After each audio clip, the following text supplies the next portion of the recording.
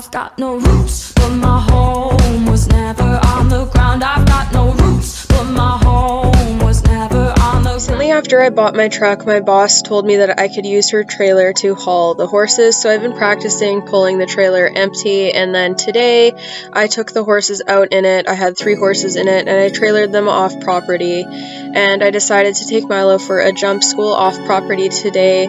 I'm going to try to make it a habit to take him out jumping off property at least once a week if I can, because he really needs it to build confidence. So anyways, today he loaded really well, and he also was easy to tack, and he warmed up pretty well. For those of you who've been following him for a while, I'm sure you'll remember that he has really had problems with loading in the past, and he is generally really tough to warm up because he's just an absolute nut off property. And recently he's been getting so much better. It's like riding a completely different horse. But if you're newer to my page, he still probably looks like a bit of a nut, but it really is a huge improvement, because before, for trailering, he used to almost flip himself over going in because he'd rear so high because he was afraid. And then coming out, I was more afraid to unload him than load him, because he'd try to come flying out and wouldn't watch for anyone, and if you backed him out, he risked hitting his head because he'd toss his head really high as he backed out frantically. So the fact that he's been loading and been quiet in the trailer and standing for getting tacked and all that stuff, these are all huge victories, and I'm really happy with that. But he still does have a long way to go with working off property. But like I said, if you're not a new follower, you probably remember what he's been like. Like last winter, he broke my hand off property because he was being such a nut. He used to always buck after jumps and freak out and just be really bad, to the point where I had to sit back really quick because I risked going over his head otherwise, because he'd start bronching. So just to put that in perspective for those of you who are new, there were a lot more problems than there are now. So even though this may look kind of all over the place, and it was, these are the scariest jumps I've ever had to jump him over, and they have more fillers than what he's gonna have to do in the jumper ring basically anytime soon. And in the past, I wouldn't have been able to get him over most of these jumps, let alone at the height that we were able to do by the end of this. And then obviously just all the loading and standing around and all that stuff, that's like such a huge victory compared to what he used to be like. He's a lot better off property now, and I'm super proud of him for that. But obviously there's still a long way to go with helping him build confidence over fences, and this is what this is for. So I hope you guys enjoy. I'm sure as you notice, he is still pretty excitable during warm-up, but prior to this year, he used to just completely explode and would be bucking and bolting and rearing and doing all sorts of fun things all the time off property during warm-up. So warming up like this, where he's actually manageable and not throwing himself around like an orangutan, that's a big improvement from last year. And he actually did start to settle pretty well, so I was really happy with him. He's never been to this arena before, and as you can see, the jumps are very scary. So he warmed up really well considering that, and he didn't love the viewing area at the end of the arena where he could see people tacking their horses, but he dealt with it, and he was a very good boy for warm-up. So the flat portion of our warm-up is just about getting him to unwind and relax and start warming up his muscles, and then when I start introducing fences, we do the small, less scary ones first, just to get him going, and then I start to show him the scarier one.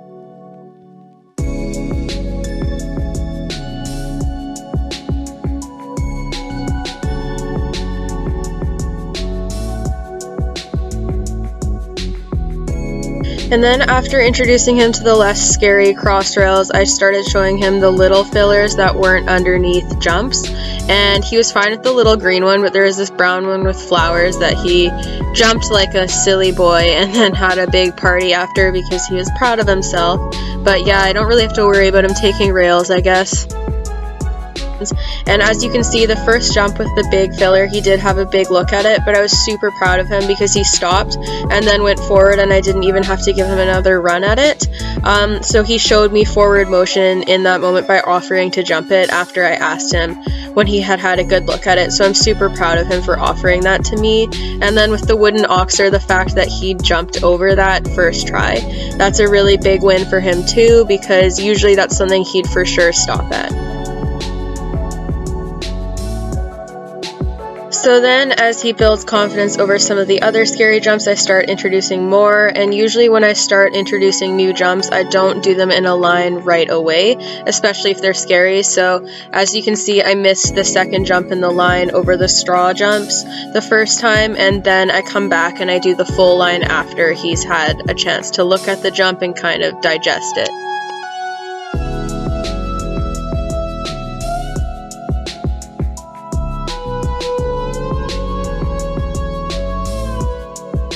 So at this line, I didn't have a chance to jump the jumps singularly because they're pretty close together and I didn't want to turn him off of it that fast, but I did anticipate that he would stop at the second oxer, so I was prepared for that.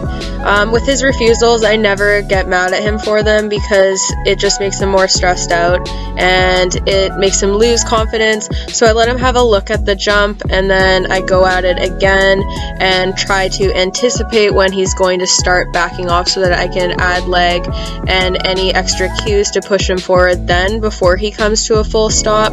But like I said, getting super mad at him and making him nervous after he's already stopped isn't really a solution to his refusals because it just makes him more likely to stop, and if I keep pressuring him too much when he's nervous, he has a tendency to back off and stop even earlier, so I have to be really careful about how I handle him in these situations.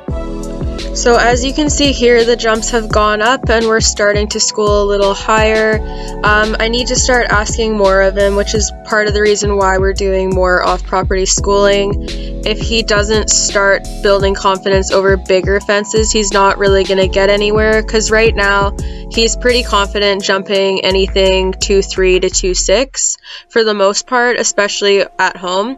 But as soon as you start to put them up to 2-9, 3 foot, he starts to back off a little bit more. So we've been starting to do more of that as it's part of his program. So he's now building up to 3 foot courses with some 2-9 jumps mixed in as well. So that's just basically what we're trying to do here, is build his confidence over bigger jumps. And like I said, I've never really asked him to jump jumps as scary as these ones, especially at this height.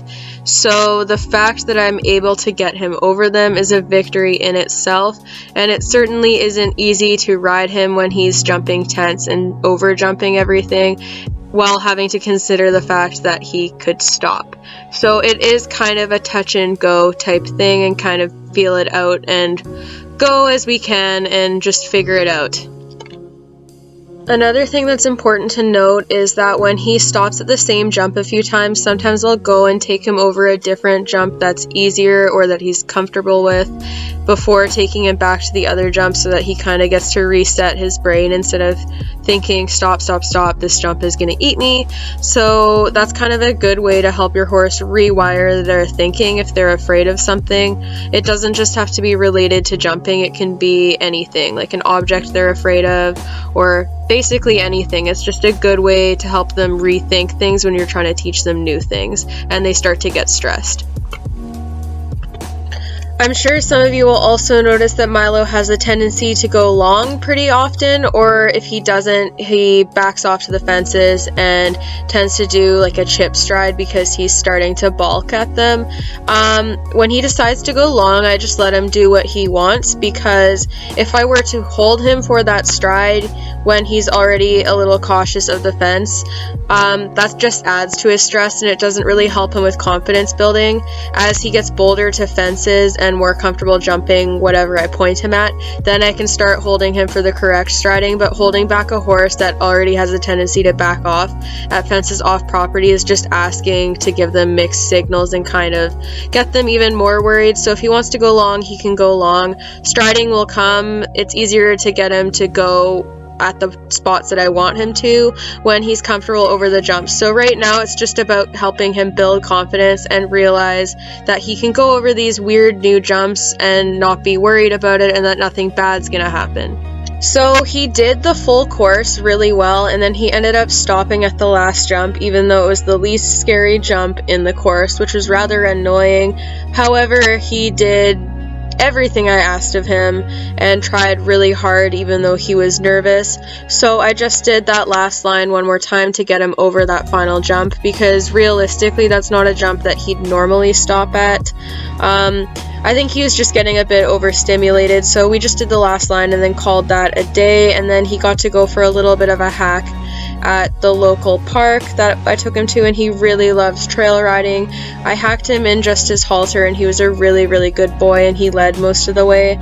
So that's just another thing to note. He's really good and really confident in some ways, and then he kind of underestimates himself and loses confidence in other ways, but he really is just a phenomenal horse, and he is getting more rideable, but it is pretty hard to ride him how he is now because it's a lot of stop and go, and I have to be super patient. But I work with some really amazing trainers that have helped me bring him along, and a lot of dressage work that we've been doing with him has definitely helped with his jumping. So he's been moving at a much faster pace than he has in the past, and he is getting there. So I'm excited for that and excited for him to continue improving. But I just want to reiterate the fact that I work with several amazing trainers, and I take lessons with different types of trainers to help me further myself as a rider, because different opinions will bring new thoughts, but these are people that actually get to physically see my horse and know what he's like. So I do look for their critique and their expertise over advice online. I will tell you right now that if you choose to critique this video, I won't take your advice, because for my best interest and my horse's best interest, I think that seeking professional help is the way to go, and I would recommend that to anyone. There's a lot of dangerous advice that I've seen online and that I've been given myself, so that's just kind of my word of warning. It's easy to think that you know how to ride a horse when you're watching the footage back. Even when I'm watching myself back, I see all sorts of things that I could fix. Hindsight is 20/20. It's really easy to be a backseat rider and say how you do things differently when you're not the one on the horse. So I hope you guys enjoy me being so open and sharing the good and the bad of Milo's journey, as I have for the last several years with him. And I hope you take that into account, and that you guys learn how to be more open-minded when watching the journeys that aren't showing just the highlights like a lot of people online do. Being mean to people and tearing them apart doesn't help anyone, and the online world is kind of mean enough as it is. So I think that we all should just kind of be open-minded and level-headed and listen to our trainers.